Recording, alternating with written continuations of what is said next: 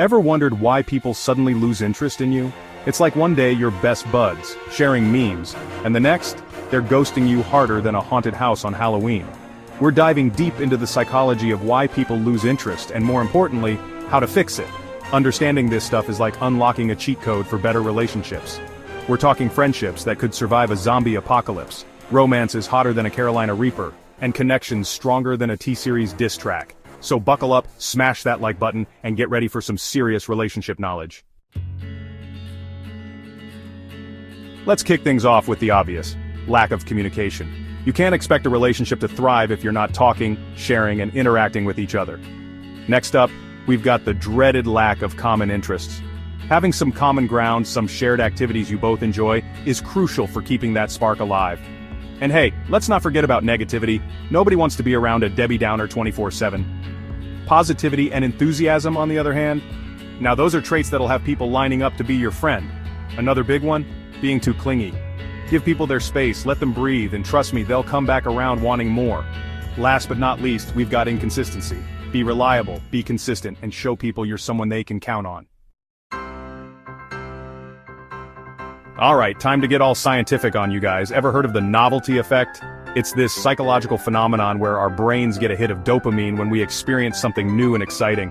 Think about it like this. Remember that time I filled my backyard with 100 million Orbeez? It was awesome, right? But imagine swimming in those Orbeez every single day. Eventually, it wouldn't be as exciting, right? The novelty would wear off. The same thing can happen in relationships, but here's the good news. Our brains are also wired for connection and belonging. So how do we reconcile these two seemingly contradictory impulses? By constantly finding new ways to keep things fresh and exciting, whether it's trying a new activity together, having deeper conversations, or simply surprising each other with small gestures of appreciation. The key is to keep those dopamine receptors firing.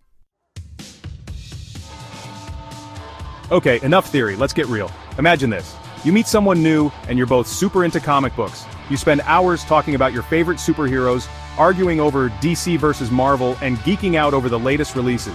Fast forward a few months and you're still talking about comic books, and that's it. You haven't explored any other common interests, you haven't really delved deeper into each other's lives, and you're starting to feel like you're living the same day over and over again. See, the initial interest was there, but it wasn't nurtured, it wasn't expanded upon. Or how about this? You have a friend who's constantly complaining. Every time you talk, they're either venting about their job, their relationship, or the weather. At first, you're sympathetic, you listen, you offer support, but after a while, it starts to wear you down. Their negativity becomes contagious, and you find yourself feeling drained and exhausted after every interaction. Losing interest isn't always a conscious decision. Sometimes it's a gradual process that happens over time.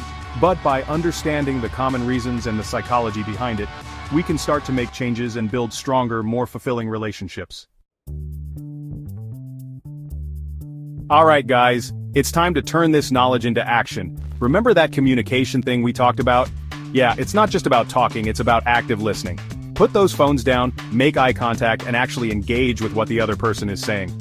And don't just wait for your turn to talk, ask follow-up questions, show genuine interest, and make the other person feel heard and understood. Next up, let's talk about novelty. Keep those dopamine receptors happy by trying new things together. Go on adventures, explore new hobbies, or even just switch up your usual routine.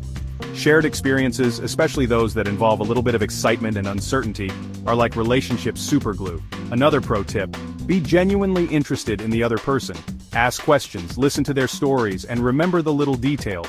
People can tell when you're genuinely invested in them, and it makes them feel valued and appreciated. And speaking of appreciation, don't forget to express it. Small gestures of kindness, words of affirmation, and thoughtful gifts can go a long way in maintaining a strong connection. And finally, be yourself.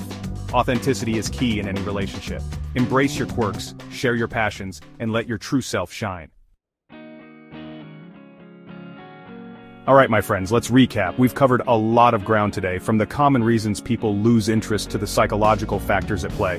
By understanding why people lose interest, we can start to identify areas where we can improve our own behavior and build stronger, more fulfilling relationships. So, go out there, apply these tips, and watch your relationships flourish. And that's a wrap. If you enjoyed this video and learned a thing or two about keeping those relationships strong, don't forget to smash that like button, hit subscribe for more awesome content, and let me know in the comments what you want to see next. See you in the next video.